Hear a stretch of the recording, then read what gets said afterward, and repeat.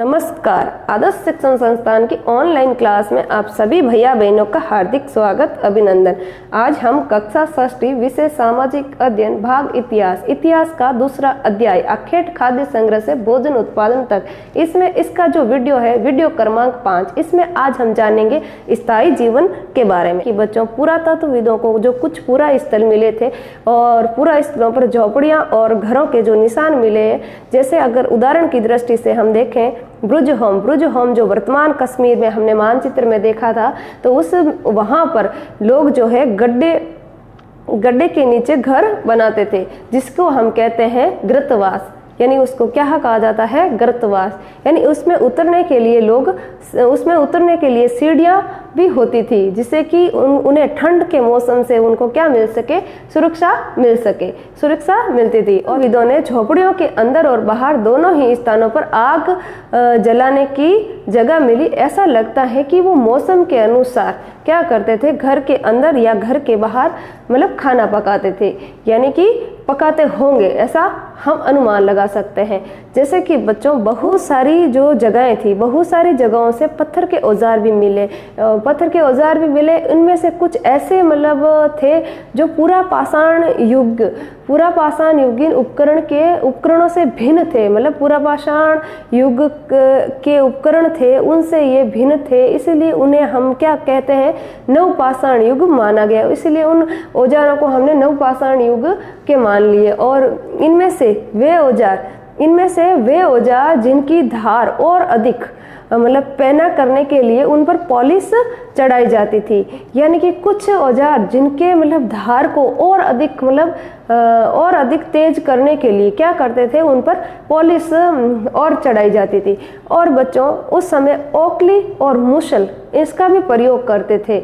यानी कि इनका प्रयोग जो अनाज और जो वनस्पति इससे जो प्राप्त और कुछ अन्य चीज़ों को पीसने के लिए वो इसका प्रयोग करते थे, इसका ओखली का और मूसल का। यानी कि उसी तरह प्राचीन प्रस्तर युगीन जो औजारों का निर्माण और प्रयोग भी लगातार होता रहा।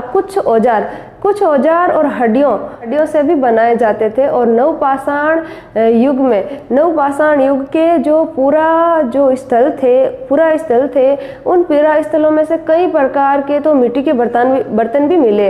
यानी कि जो नवपाषाण युग है उसमें जो पूरा स्थल मिले, उन पूरा स्थलों में कई प्रकार के मिट्टी के बर्तन भी मिलते हैं। और ये मिट्टी के बर्तन जो कभी लोग इन पर इनको बहुत सजाते थे और अलंकृत किया जाता था। यानी मिट्टी के बर्तनों को भी बहुत अलग अलग कलाओं से वो क्या करते थे? सजाते थे। और बर्तनों का उपयोग चीजें रखने के लिए वो करते थे, किया जाता था। धीरे धीरे लोग बर्तनों का जो प्रयोग है खाना बनाने के लिए करने लगे। और जैसे चावल है, गेहूं है, दलहन है, जैसे अनाजों का, और अब तो आहार का महत्वपूर्ण हिस्सा बन गए बर्तन। और इसके साथ ही अब लोग क्या करते हैं? कपड़े भी बुनने लगे। तो इसके लिए जो आवश्यक पौधा होता है, कपास का पौधा होता है, जो पौधा है उसको भी वो लोग क्या करने लगे? उगाने लगे, उसकी भी खेती करने लगे। अब ये पूछा है कि क्या ये परिवर्तन सब जगह एक साथ ही आ गए? क्या आ गए थे? एक साथ ही आ गए थे? आ गए होंगे क्या? तो ऐसी बात नहीं है। एक तरफ जहाँ कई स्थानों पर स्त्री पुरुष शिकार और भोजन संग्रह करने का काम कर रहे थे, वहीं अन्य लोग क्या कर रहे थे? अन्य लोगों ने हजारों सालों के दरमियान धीरे धीरे खेती और पशुपालन को अपना लिया उन्होंने। और बहुत सी जगह तो लोग क्या करने लगे? मौसम के मुताबिक अदल बदल कर अपनी जीविका चलाने लगे। यानी कि मौसम के मुताबिक वे अदल बदल कर अपनी जीविका को चलाने लगे। और आगे अब बच्चों अपन देखते हैं कि सूक्ष्म निरीक्षण, यानी कि बच्चों मेहरगढ़ में जीवन और मृत्यु के बारे में जानते हैं। ये मेहरगढ़ कहाँ पर है?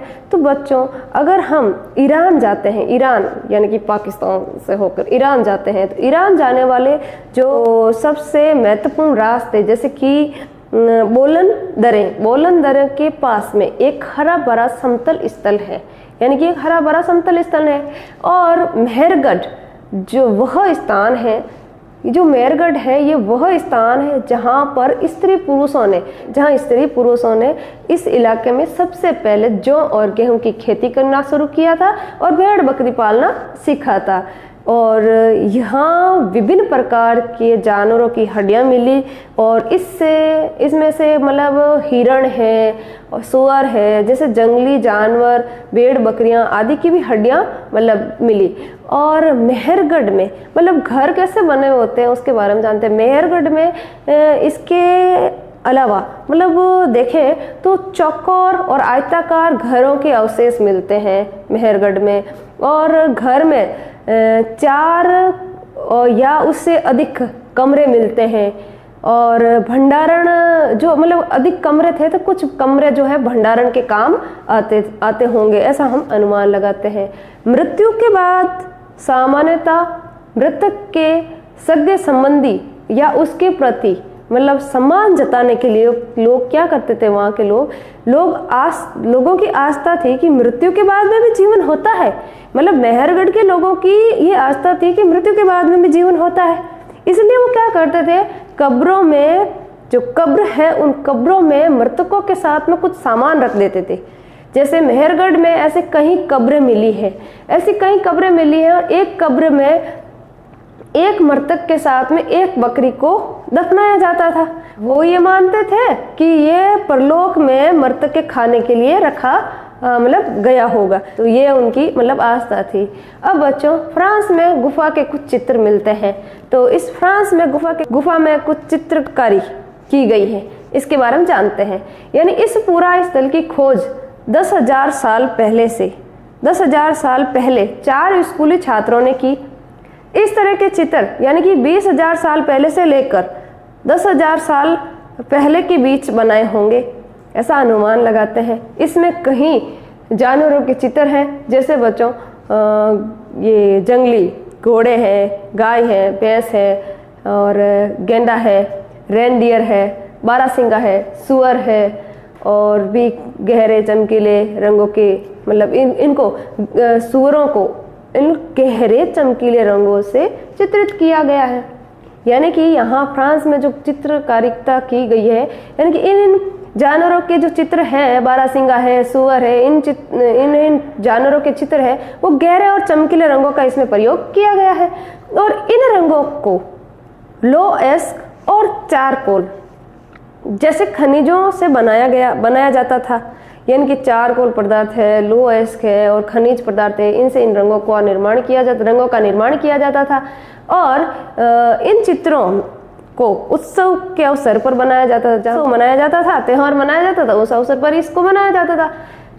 या फिर इन्हें शिकारियों द्वारा शिकार पर निकलने के लिए कुछ अनुष्ठान के लिए ये बनाए जाते थे। आगे बच्चों, एक नवपाषाणिक पुरा स्थल यानी कि एटलस में अगर देखते हैं तुर्की जो स्थान है, वहाँ पर नवपाषाण युग में सबसे प्रसिद्ध पुरा स्थल में एक चाताल हर्युक तुर्की में है। चाताल नाम का पुरा स्थल है, वो कहाँ है, वो तुर्की में है। और ये यहाँ पर दूर दराज स्थानों की कई चीज़ें यहाँ पर लाई जाती थी। चाताल में कहीं दूर दराज की जो चीज़ें हैं वो लाई जाती थी और उनका उपयोग भी किया जाता था। और जैसे बच्चों, सीरिया से लाया गया चकमक का पत्थर है और लाल सागर की कोडियाँ हैं, भूमध्य सागर की सीपियाँ हैं आदि जो है ये उपयोग में लाई जाती थी। और नवपाषाणिक पुरा स्थल है ये। तथा आगे प्रश्न है बच्चों, क्या कोडियों और सीपियों का उपयोग होता था?